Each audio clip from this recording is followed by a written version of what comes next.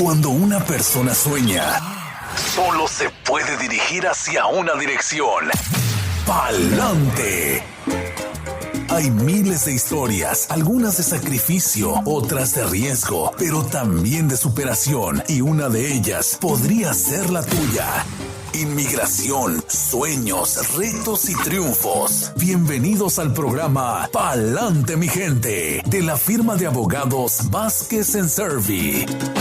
A quien le damos la bienvenida este martes, como todos los martes, en Oxígeno Radio. Abogada Bárbara Vázquez, bienvenida. Muchísimas gracias y muy buenos días. Como siempre, para mí es un placer estar aquí con ustedes, compartiendo esta hora de Pa'lante, mi gente, a través de Oxígeno Radio, hablando sobre temas de inmigración y, como siempre, contestando sus preguntas. Hoy día vamos a estar hablando sobre el cierre administrativo de los casos ante el Tribunal de Inmigración o la Junta de Apelaciones de Inmigración. Como siempre, le vamos a recordar que la información que reciben por este medio es de carácter general y no sustituye una consulta formal con un abogado que se especialice en la materia de inmigración. Recién el 23 de noviembre, la Oficina Ejecutiva para la Revisión de Inmigración, lo que es EOIR por sus siglas en inglés, publicó un memorándum sobre las implicaciones que suelen tener la decisión del Procurador General en restaurar a los jueces de inmigración y también a la Junta de Apelaciones de Inmigración la autoridad de cerrar casos administrativamente, algo que bajo la administración Trump fue prohibido. La decisión de un juez de inmigración en conceder lo que es el cierre administrativo no equivale a una decisión final en el caso. Cuando un caso de inmigración es cerrado administrativamente por un juez de inmigración, el caso simplemente es temporariamente removido de lo que es la agenda activa del juez, y los jueces de inmigración suelen usar el cierre administrativo como herramienta para controlar la sobrecarga de casos que ellos administran. Recién el Procurador General Merrick Garland, en el caso de Cruz Valdez, reconoció que históricamente el uso del cierre administrativo por los tribunales de inmigración y la Junta de Apelaciones ha servido para promover la eficacia en los tribunales de inmigración, dado a que esa herramienta le permite a los jueces y a los fiscales de inmigración enfocarse principalmente en los casos de alta prioridad para la ejecución de la ley de inmigración. Es decir, el cierre administrativo ayuda a que los casos de baja prioridad sean removidos de la agenda activa de los tribunales de inmigración, acción que le permite a los jueces y a los fiscales de inmigración entonces enfocarse en los casos que son considerados como alta prioridad para el gobierno.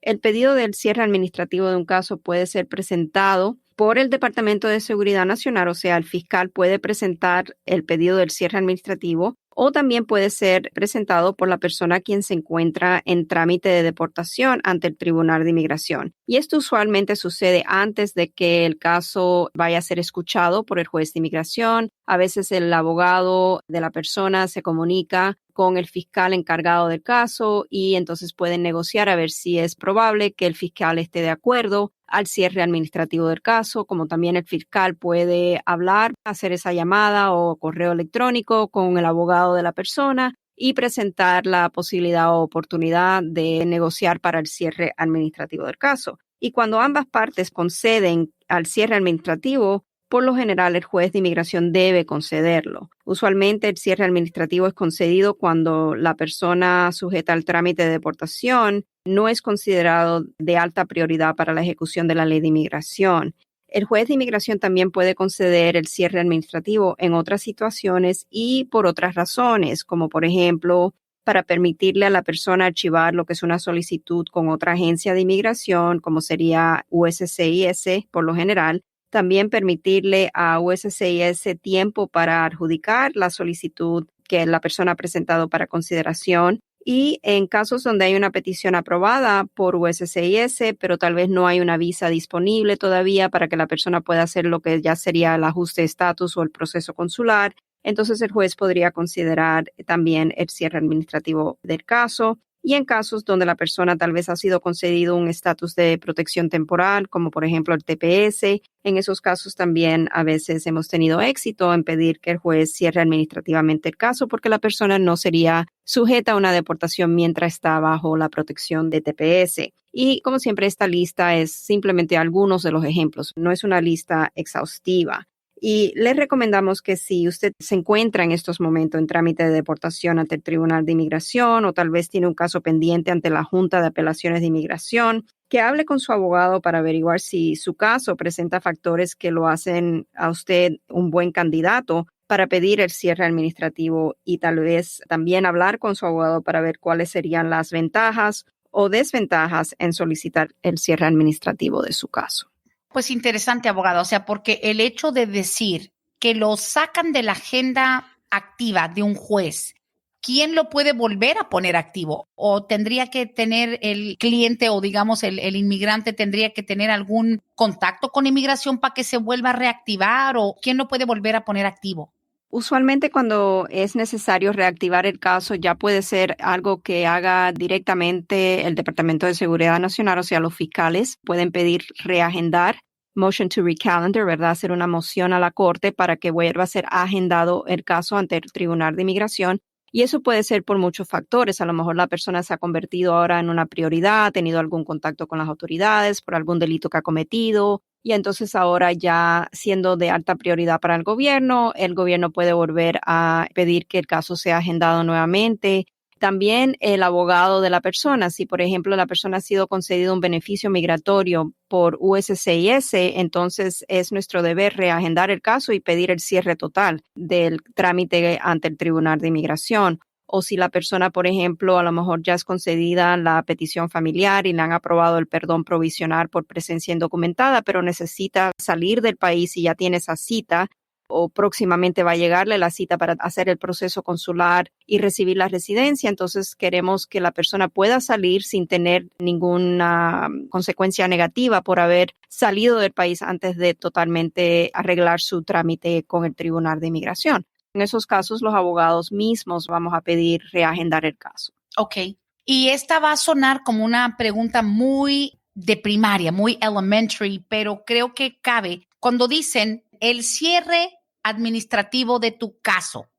O sea, ¿tu caso de qué? ¿Caso de deportación? ¿Caso de petición familiar? ¿Qué tipo de casos califican para ese cierre? I know it sounds really very elementary, pero ciertamente dicen, oye, ¿me pueden cerrar el caso, por ejemplo, si me está pidiendo mi hermano o un proceso migratorio que va hacia un ajuste de estatus o un caso solamente se cierra cuando es para mi mal, digamos, para una deportación? Y entonces ahí estaríamos hablando de diferentes jurisdicciones bajo lo que es la sombrilla del gobierno. O sea, cuando estamos hablando del cierre administrativo de su caso ante el Tribunal de Inmigración, estamos específicamente hablando de casos que la persona ahora se encuentra en un proceso ante el juez de inmigración donde el gobierno está buscando deportarlo de Estados Unidos por cualquier razón, por estar aquí de manera indocumentada o por ser una persona que ha cometido delitos que lo hace removible de Estados Unidos. Eso es una de las jurisdicciones. Pero sí, o sea, USCIS, vamos a decir, podría cerrar un caso administrativamente si, por ejemplo, a lo mejor el beneficio al cual la persona se está tratando de acoger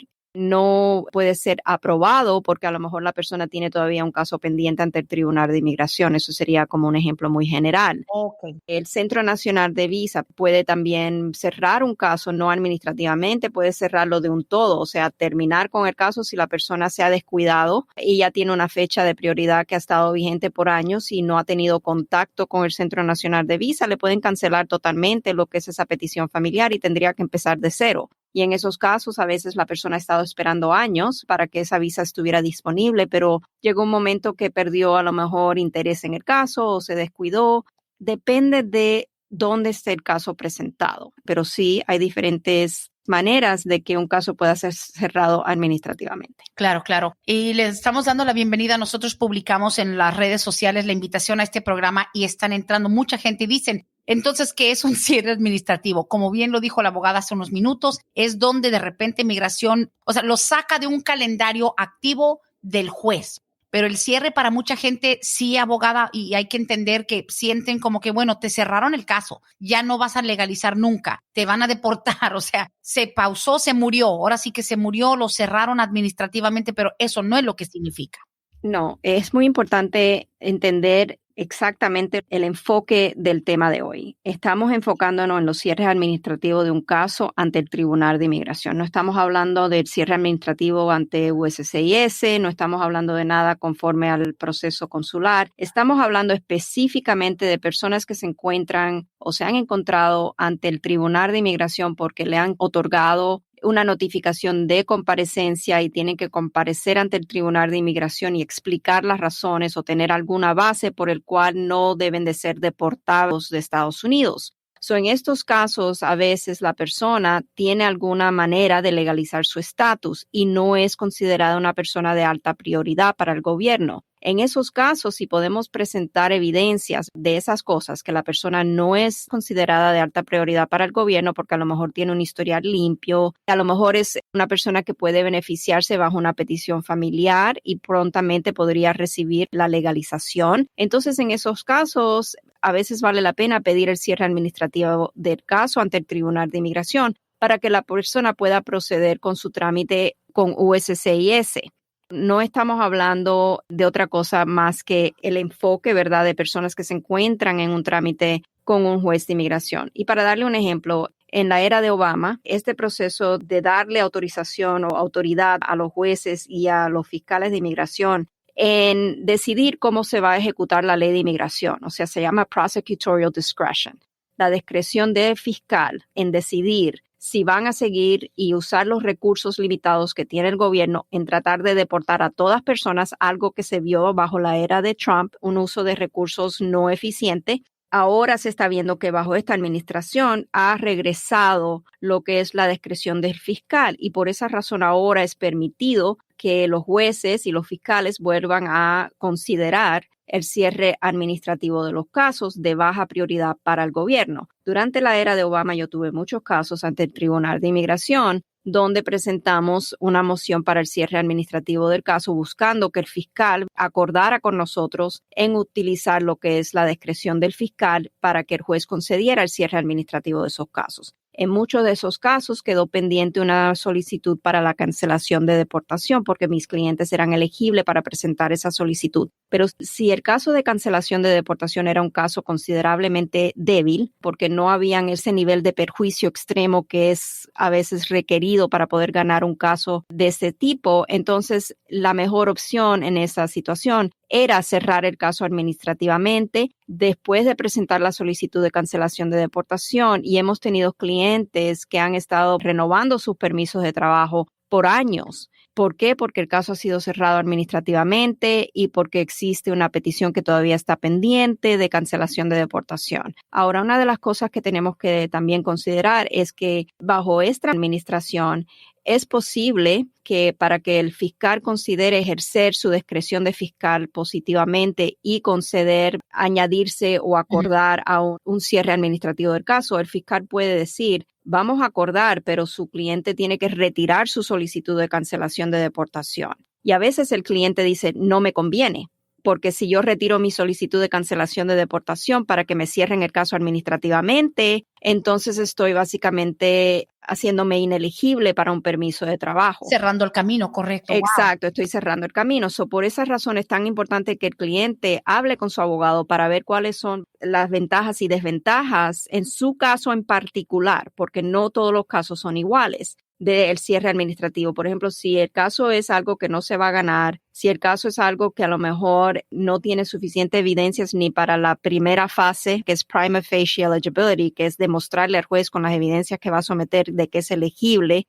entonces a lo mejor el cierre administrativo es la mejor opción, pero es algo que el cliente tiene que hablar con su abogado para que el abogado pueda explicarle cuál es la sugerencia, las ventajas y desventajas. O sea que a ciertas personas les conviene el cierre administrativo para desbloquear un camino y a otras personas no les conviene porque se les cierran las puertas. Exacto. Y sabe que hace unos momentos, porque usted se aventó ese monólogo ahorita mismo porque la respuesta es complicada, este programa da tanta información, abogada, es que tengo que recalcar de nuevo que no es nada más a ver, ¿cuál es su pregunta? Haga su cita. ¿Cuál es su pregunta? Haga su cita. Es la información que usted da que hasta yo que tengo 6 años entrevistándola me quedo like, wow. Entonces tenemos que entender, abogada, y eso podría ser hasta un programa completamente separado. Usted dijo algo hace unos 2-3 minutos que dije yo, Abogada Bárbara, no recuerdo la última vez que hicimos la distinción de lo que es tu caso en un tribunal con un juez de inmigración y lo que es USCIS. Una cosa es inmigración, digamos, un caso donde está peleando su deportación a alguien y un caso donde en el Departamento de Servicios de Inmigración y Ciudadanía te está pidiendo un familiar. Hay dos cuadriláteros separados, se pelea en dos rings totalmente separados. La gente piensa que si me agarra la policía, me meten en deportación, ahí puedo yo hacer mi ajuste de estatus. They're two separate venues. Correcto, son totalmente separados. Ya la persona estando en trámite de deportación tiene que enfrentar esa orden de comparecencia, tiene que comparecer o si no compareces vas a ver que tiene las consecuencias de una orden de deportación en ausencia. O sea, es tan complejo lo que es saber en qué jurisdicción le pertenece a la persona pelear su caso o presentar su caso. Y eso va a depender de si la persona lo puede presentar afirmativamente con USCIS o lo tiene que presentar defensivamente con la Corte de Inmigración porque ya se encuentra en trámite de deportación. Ah, caray. Yo pensé que un cierre administrativo era como parejo. A todos se lo cerraban por la misma razón, and that's not correct. No, Wow. Y por eso aquí vamos a hacer énfasis en que si la persona está ante el Tribunal de Inmigración, debe de consultar con su abogado, porque su abogado es la persona que maneja el caso, que está bien informado de los factores que existen en ese caso y si la persona es buen candidato para pedir el cierre administrativo y cuáles son las ventajas o desventajas en hacerlo. Yo no puedo dar una respuesta para una pregunta general, ¿me conviene o no cerrar mi caso administrativamente? Porque yo necesitaría evaluar ese caso de A a Z para determinar si sí le conviene o no le conviene. Sí. Hay casos, Brenda, que el cierre administrativo es necesario. Uno de los ejemplos que le puedo dar es una persona, vamos a decir, que esté ya con una petición I-130 aprobada por USCIS. Uh-huh. Y esa persona necesita aplicar para un perdón de la presencia indocumentada, pero se encuentra en trámite de deportación. Inmigración USCIS no puede aceptar la I-601A, que es la solicitud del perdón provisional, hasta que el cierre administrativo del caso ocurra con el Tribunal de Inmigración. Si esa persona quiere eventualmente legalizar su estatus y la única avenida para hacerlo es a través de esa petición familiar y el perdón por presencia indocumentada, en esos casos sabemos que necesitamos comunicarnos con la Fiscalía para pedir el cierre administrativo del caso ante el Tribunal de Inmigración para que entonces USCIS tenga el poder, la autorización de recibir la solicitud para el perdón provisional.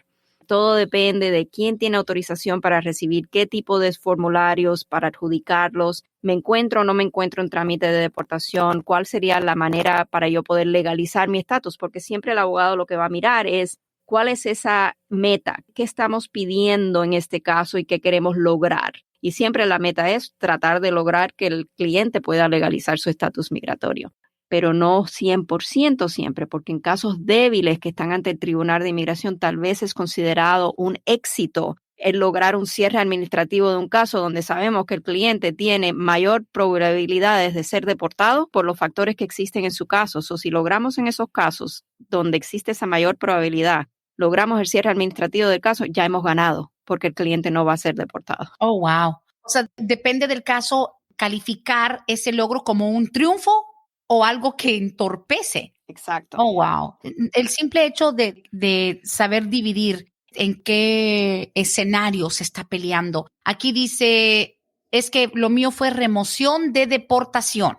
Entonces dice, mis amigos me dicen que me arriesgue porque ya ves que tengo un hijo con una condición de salud emocional. Es poco lo que nos está diciendo, pero hay miles de personas así. O sea, por cancelación de deportación, digamos, se cierra el caso administrativamente y te quedas, ok, y primero quieren saber, entonces lo de mi fianza, ¿me lo regresan cuando se cierra administrativamente? Y segundo, con un cierre administrativo, ¿puedo seguir renovando mi permiso de trabajo? Ya esa parte la hemos hablado, pero la vamos a volver a recalcar. La primera pregunta es si le van a devolver la fianza. No le van a devolver la fianza porque el caso no está resuelto. El caso simplemente está apartado. No es un caso que ya hay una decisión final. Okay. La segunda es, depende. Depende de los factores del caso. Si este caso, por ejemplo, de cancelación de deportación, si la persona tiene un hijo con problemas de salud emocional, tal vez está sufriendo un trastorno psicológico el hijo, y es un caso fuerte, pero existen factores negativos que el juez tiene que considerar y poner en la balanza. Entonces, esa es una pregunta para su abogado que le está llevando su caso, que el abogado pueda aconsejarle qué tan fuerte es su caso, qué sería más ventajoso para esta persona hacer, pedir o no el cierre administrativo de su caso. Y de poder continuar renovando su permiso de trabajo va a depender. Si el fiscal dice, ¿sabes qué? Yo concedo unirme al pedido del cierre administrativo del caso, pero su cliente tiene que retirar su solicitud de cancelación de deportación. Entonces, en ese caso, tal vez no le conviene a la persona. Y ahí puede decir la persona, ¿sabes qué? Entonces, no quiero el cierre administrativo del caso, quiero simplemente continuar y pelear mi caso. Ya, entendí, porque a veces lo que te piden a cambio del cierre te afecta aún después de cerrado. Igual te pone un obstáculo más adelante. Sí, hemos visto, por ejemplo, en la parte que manejo yo en las tardes, a veces te dice un fiscal, pues mira, yo te acepto quitar el cargo de whatever, un cargo X, pero te tienes que declarar culpable de el otro. Uh-huh. O sea, es como decir, o te doy un balazo o te doy una puñalada. ¿Cuál quieres? O sea, los dos son dañinos, ya entendí. Sí, y no necesariamente quiere decir que en todos los casos esa vaya a ser la negociación. No, claro. Pero es algo que la persona tiene que considerar entre todos los otros factores y las ventajas y desventajas en pedir el cierre administrativamente de su caso. Ya.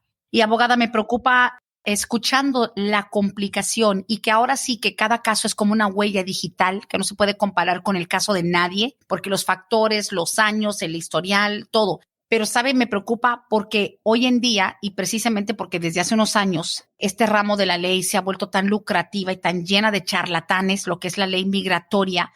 Me preocupa que hay gente que por ahorrarse $500 se van a donde solo son gente como monitos que saben llenar papeles. Pero aquí se está viendo, esto es lo que separa a los niños de los hombres, que el manejar un cierre administrativo hasta eso. ¿Qué tal si un abogaducho que lo que tiene es 1 año, 2 años llenando papeles, trata de meterse en esto sin la experiencia, abogada? Imagínese, porque hay gente que le dices cierre administrativo y piensan, ay, mi caso se quedó muerto y ya no va a pasar nada. Cuando el cierre administrativo podría ser una ventaja. Me preocupa la falta de experiencia porque esto no es lo común.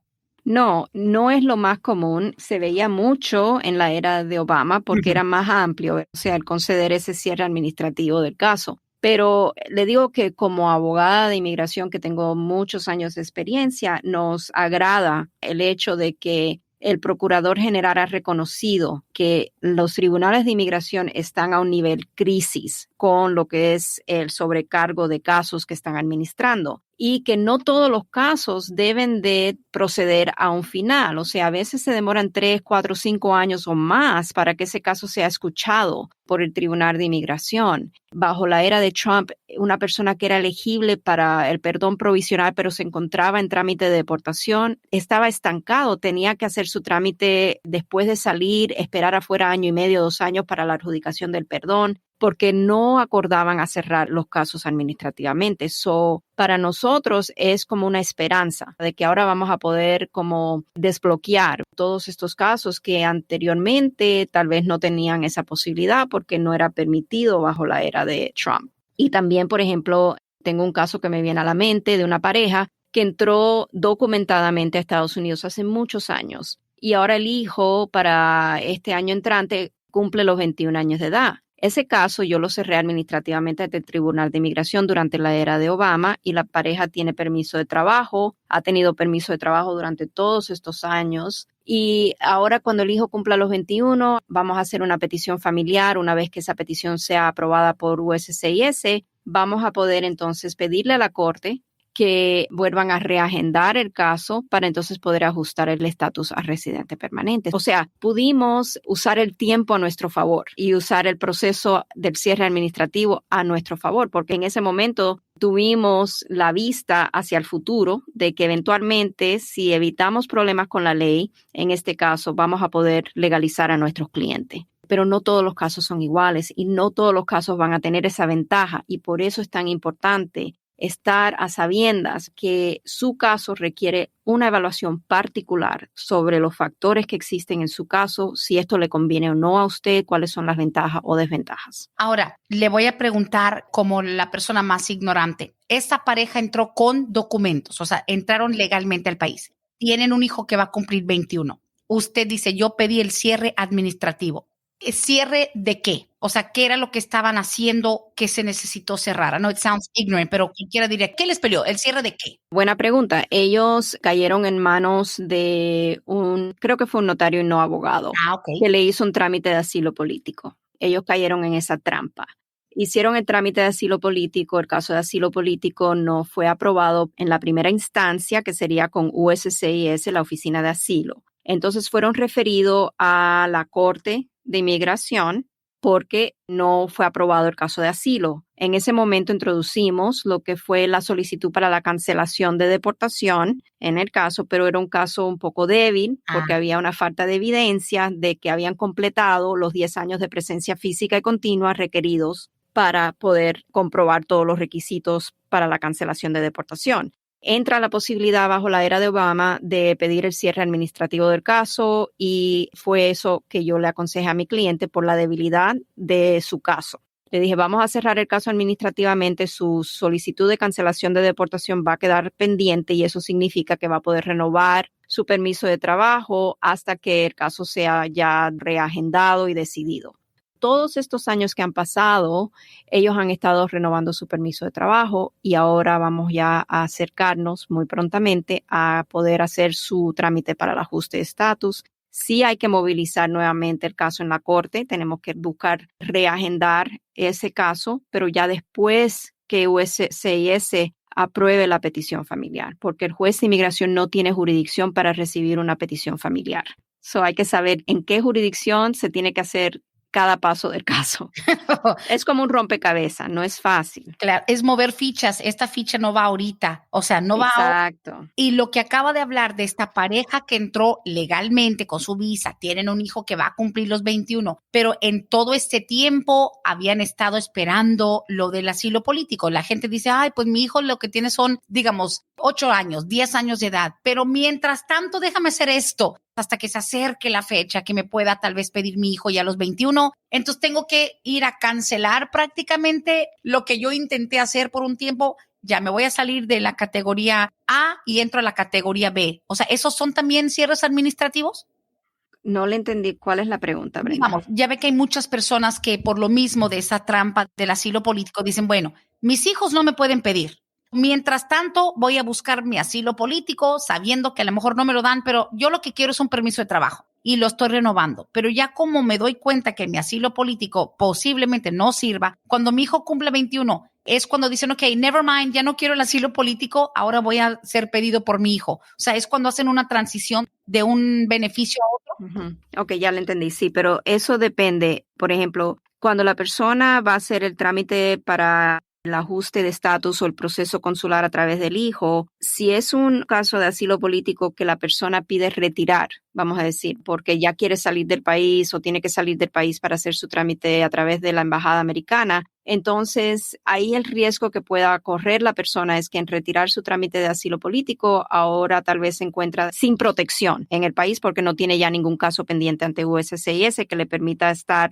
aquí en Estados Unidos. Como sabemos, el hecho de tener una petición familiar archivada, ya sea por un ciudadano o por un residente, no le da una protección a la persona que se encuentra de manera indocumentada en Estados Unidos. Siempre puede existir ese riesgo. So, ahí hay que saber cómo jugar bien con el tiempo y no necesariamente podemos decirle al cliente que está en esa posición, le garantizamos que al retirar la solicitud ya le vayan a aprobar su caso de petición familiar y que pueda usted entonces proceder antes de que algo suceda con su caso de asilo, porque en retirar esa solicitud de asilo político, la oficina de asilo puede mandarle una notificación de comparecencia porque la persona se encuentra de manera indocumentada en Estados Unidos. Sí, es cierto. Ok.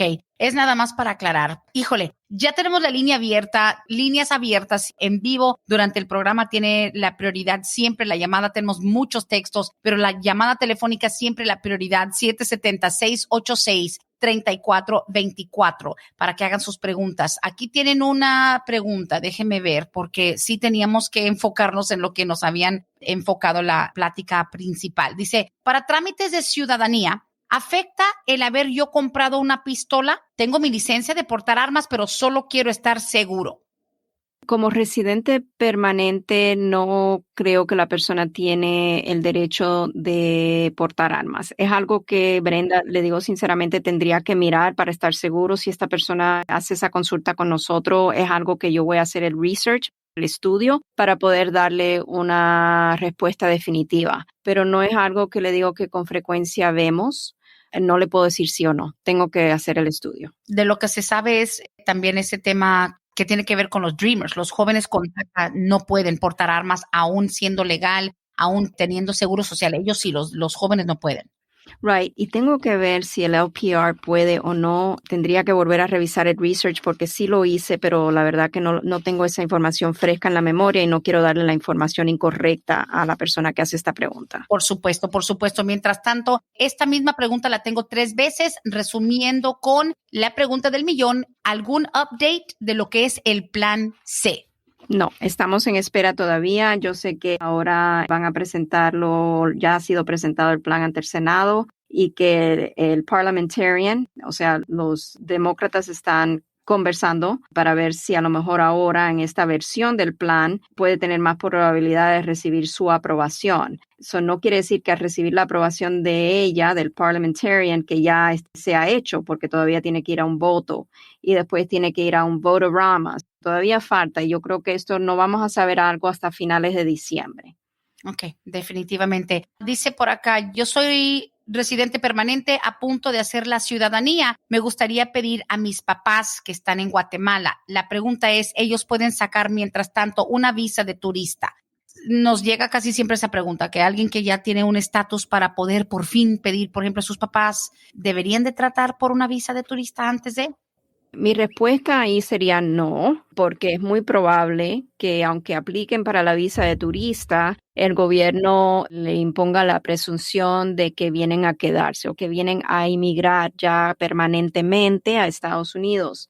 Si presentan la visa de turista, el mejor consejo que le puedo dar es que sean honestos cuando le pregunten si tienen hijos aquí en Estados Unidos, quienes sean residentes o ciudadanos, que no mientan en esa solicitud. Pero al responder que sí, entonces es muy probable que esa solicitud de visa de turista sea negada por la misma razón que acabo de explicar, por esa presunción refutable de que la persona viene a quedarse porque tiene un hijo que ya prontamente puede ser elegible a la ciudadanía o que ya se va a naturalizar y puede pedirlos para que permanezcan aquí ya como residentes permanentes. Eso es preferible que esta hija se haga ciudadana y que entonces haga el proceso correctamente de la petición familiar y el proceso consular para sus padres. Es cierto, tiene sentido porque obviamente el hecho de que ya la hija tenga su ciudadanía en la vuelta de la esquina no significa que deberían de adelantarse, porque al final la abogada se nos olvida que cuando le estás pidiendo una visa de turista a los Estados Unidos es porque le estás diciendo yo voy a volver a mi país. Tengo la solvencia económica para viajar unos meses aquí, pero yo me voy a regresar a Guatemala en este caso. Y al tú venir como turista, aunque te la aprueben, digamos, el chequeo es un poco más exhaustivo. O sea, ¿de verdad piensas volver a tu país? ¿Me quieres pedir permiso de entrar como turista cuando al final tu hija ya tiene estatus? O sea, es igual una forma como de engañar al gobierno. Sé que no es lo ideal. Eso es lo principal, Brenda, el saber que simplemente por aplicar una visa de turista no es necesariamente algo que el gobierno le va a aprobar, que la persona tiene la carga de la prueba en demostrar que no viene a quedarse. Y cuando hay hijos de por medio, que ya son hijos mayores de 21 años de edad, quienes son ciudadanos estadounidenses, es muy probable que no vayan a poder sobrepasar, o mejor dicho, refutar esa presunción Y siempre es importante no mentir en las solicitudes, porque entonces si la persona necesita un perdón por representación falsa, a través de ese hijo ciudadano que lo está pidiendo, no se puede pedir un perdón por representación falsa. Tiene que ser cónyuge, mamá o papá. Eso ahí va a complicar o tal vez troncharse la posibilidad futura de poder inmigrar como residente permanente. Correcto. Abogada, tenemos una pregunta. Es un poquito enredada, pero ya veo más o menos por dónde va. Dice aquí que cuando una persona está pedida por un hermano ciudadano, she's saying estoy pedida por mi hermano ciudadano desde hace ya 16 años. ¿Me afecta en algo hacer ahorita un caso de visa U que fue asaltada hace como 6 meses? O sea, cuando si tienes algo que es un camino seguro y luego eres víctima de un crimen, ¿le conviene hacer el cambio o que se espere? Son mexicanos ellos. O sea, posiblemente sí le conviene porque a lo mejor hay una lista de espera bastante larga. O sea, si yo consulto el boletín de visa, están ahora en la fecha el 15 de marzo del 99. Eso tendríamos que ver, en este caso dice que hace 16 años que esa solicitud fue introducida. So, estaríamos viendo que fue introducida en el 2005. Todavía faltan aproximadamente para que haya una visa disponible a través del hermano. Faltan todavía varios años. Van en el 99. Del 99 al 2005 estamos hablando de 6 años más, a tal vez posiblemente hasta más. Yo creo que sí valdría la pena en ver la posibilidad de hacer un trámite de visa U. Ok, just try it. Señores, el programa se nos ha ido, pero qué increíble la información. El cierre administrativo, ese fue el tema principal del día de hoy.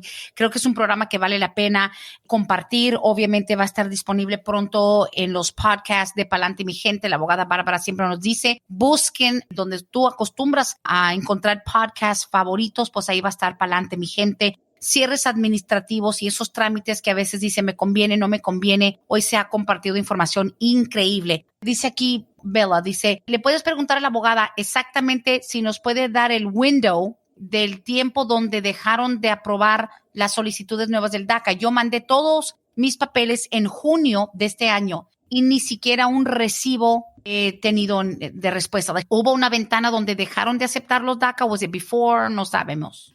Eso se puede consultar a través del websitio de uscis.gov, pero aparentemente fue un caso decidido en julio del 2021, donde básicamente es una orden de interdicto, o sea, restricción, vamos a decir, donde el gobierno no puede aceptar esas solicitudes nuevas del DACA. So, es probable que si el gobierno recibió su solicitud, que tal vez la tenga simplemente apartada, porque no pueden hacer nada con ella por el momento. Ok, got it. Aquí nos preguntan, buenos días, abogada. Yo tengo a mi hermano que desde hace más de 4 años perdió su residencia, todos sus documentos. Es una persona que deja todo de último minuto. Nunca hizo el trámite y hace 2 años tuvo un caso de family violence. Dice, cuando él saque otra vez la residencia, le van a pedir su chequeo de criminal. Le puede salir porque está ahora solicitando la residencia, vamos a decir la I-90. Le van a tomar seguramente las huellas dactilares nuevamente. Con la toma de las huellas dactilares le va a salir lo del caso de violencia doméstica. Mi consejo para esta persona es consultar con un abogado primero antes de hacer su solicitud para la renovación de la residencia. Y no es que necesariamente no le vayan a otorgar la nueva tarjeta, es simplemente que siempre el riesgo está de que el gobierno pueda ponerlo ante el juez de inmigración si es una persona que es sujeta a una deportación por el delito cometido. So, es algo que se tiene que evaluar para que el cliente esté consciente de que si es puesto en trámite de deportación, si hay o no alguna defensa posible en el caso. Ok, interesante, señores. Dice, mi papá nos pidió en el año 98, somos mexicanos. Él era residente. Ninguno de sus hijos se han casado precisamente por eso, pero nuestro papá falleció en el 2020 por el COVID. ¿Se cierra el caso? Del 98, padre residente, abogada, that's a long time. Necesito más información en realidad, Brenda, porque, por ejemplo, para hijos mayores de 21 años de edad de padres residentes ya van en la fecha del 1 de junio del 2000. Quiere decir que si el papá hizo la solicitud en el 98, ya la fecha de prioridad para estos hijos está vigente. Hay más que tenemos que hablar.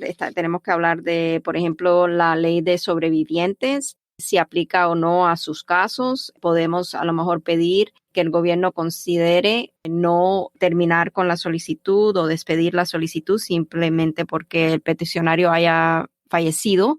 Esto es algo que en realidad, le digo honestamente, sí necesita más evaluación a fondo porque hay varios factores que hay que explorar para determinar si podemos a lo mejor argumentar y pedir que el gobierno considere o la restauración humanitaria si es que no son elegibles bajo la ley de sobrevivientes. Y qué lástima que debido al COVID, obviamente estamos hablando de que si fue en el 2020, posiblemente llegó su fecha de prioridad o algo y por lo mismo de la enfermedad se les fue de repente el pensamiento hacia la salud de esta persona. Lamentamos mucho el fallecimiento de su papá y pues sabemos que de repente ya cuando pasa un poco el dolor, que nunca se pasa del todo, pero ya saliendo un poquito de esa sensación de abrumados por la muerte del papá, pues ahora tienen que ver. Esto me hace recordar, mi esposo, cuando mi suegro, su papá lo pidió, mi suegro sigue siendo residente, también mi suegro tuvo un accidente de auto donde estuvo en coma casi un mes y en esos años, en esa fecha, el caso de mi esposo como hijo soltero de un residente salió la fecha de prioridad y se quedó así. Y si no es porque otros familiares le dijeron, pero checa las fechas. El caso estaba a punto de prácticamente cerrar. Como usted dijo, hay cierres que se dan por simplemente el abandono, lo que parece ser el abandono de un caso, ¿no? Sí, por eso aquí es esencial que la familia, por lo menos los beneficiarios, los hijos, consulte con un abogado cuanto antes, porque lo que queremos evitar es que el Centro Nacional de Visas, si es que ellos no son elegibles bajo la ley 245I, tendríamos que nuevamente ver si son elegibles o no. Y si tienen que hacer un proceso consular, entonces es importante ese contacto con el Centro Nacional de Visa todos los años después de que la fecha de prioridad esté vigente. Si son elegibles para el ajuste de estatus, no necesariamente, vamos a decir, es de tanta urgencia, pero mientras más tiempo pase, más se dificulta a veces las evidencias que necesitamos conseguir para pedir lo que es o la restauración humanitaria o que consideren el caso bajo la sección de la ley de sobrevivientes. Okay. Interesante. Vamos a la línea telefónica 776-86-3424. Qué bueno que alcanzó la llamadita antes del final del programa. Buenos días, bienvenido a Palante, mi gente. Buenos días, Brenda. Mi nombre es Claudia Constantino. Tengo una pregunta para la abogada. Mira, mi mamá pidió a mi sobrino que lo adoptó como hijo porque mi hermano quedó incapacitado, pero nos rechazaron la petición porque dice que es una insuficiencia de evidencia legal por 2 años de custodia que piden antes de la adopción. Hay algunas, porque me dicen que lo puedo apelar. ¿La abogada me podría ayudar a apelarlo? Porque ella había comentado que parece que ella no es especialista en casos de adopción. No sé si aplique o ella pueda hacerlo. Ahí le recomendaría a una persona que se especializa en esa área que es tan específica, ¿verdad? Es una área bien especializada de la ley de inmigración. Nosotros en realidad no acostumbramos a tomar esos casos, pero si usted quiere le podemos dar una recomendación, llame a la oficina y le podemos dar la recomendación a la abogada que siempre recomendamos para esos casos. Ok, perfecto. Entonces, ¿me podría dar su número de teléfono de la oficina, si es tan amable? Claro que sí. 678 Sí. 303 03 0018. 303-0018. Correcto. Perfecto. Una última pregunta. Mi hermano entró indocumentado. Uno de mis hermanos está aquí indocumentado hace ya más de 20 años que está aquí, pero él está casado con una ciudadana y su hijo obviamente ahorita tiene 18 años, pero se separó de la esposa y mi hermano se hizo cargo de su hijo desde los 3 años. Ella ya nunca supimos más de ella. ¿Hay alguna posibilidad de que él arregle sus papeles? Porque mi sobrino ya va a cumplir 21 años. ¿Usted sabe si la esposa alguna vez le hizo alguna petición familiar a su hermano? No, nunca. Okay.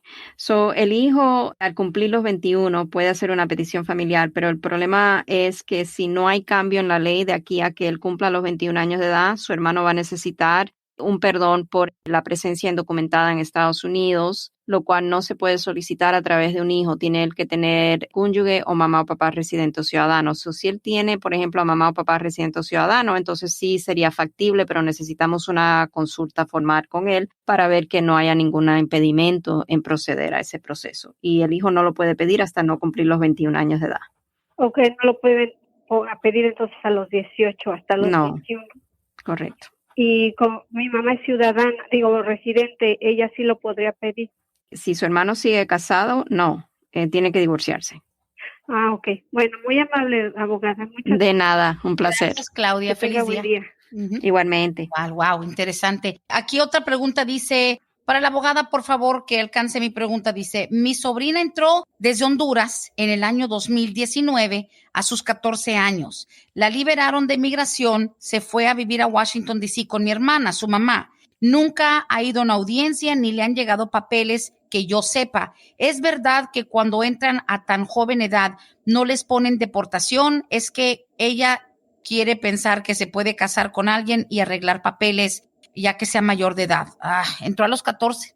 No es verdad, o sea, por tener la minoría de edad no quiere decir que la persona evita una deportación o que lo pongan ante un juez de inmigración o en proceso de deportación. En este caso, antes de hacer cualquier trámite con inmigración, por matrimonio o por cualquier otra base, es necesario hacer los pedidos de los expedientes de historial migratorio para determinar si existe una orden de deportación, si la persona fue puesta en trámite con un juez, o sea, qué pasó cuando la liberaron de la detención. Todos estos datos son necesarios antes de hacer cualquier trámite con inmigración. Absolutamente. Y no hay que confiarse, yo creo, y he visto mucha gente de Guatemala, o sea, como que Guatemala se ha convertido en una enorme fuga de personas de Guatemala que vienen para acá y muchos tienen esa mentalidad. O, no, es que yo entré a los 13, yo entré a los 15, iba a hacer unos papeles, pero lo voy a hacer después. Y yo les pregunto, pues, ¿cuánto tiempo tienen aquí? No, ya tengo 1 año, ya tengo 2 años, 3 años, lo voy a hacer eventualmente. Yo creo que hay como que cierto concepto erróneo de que,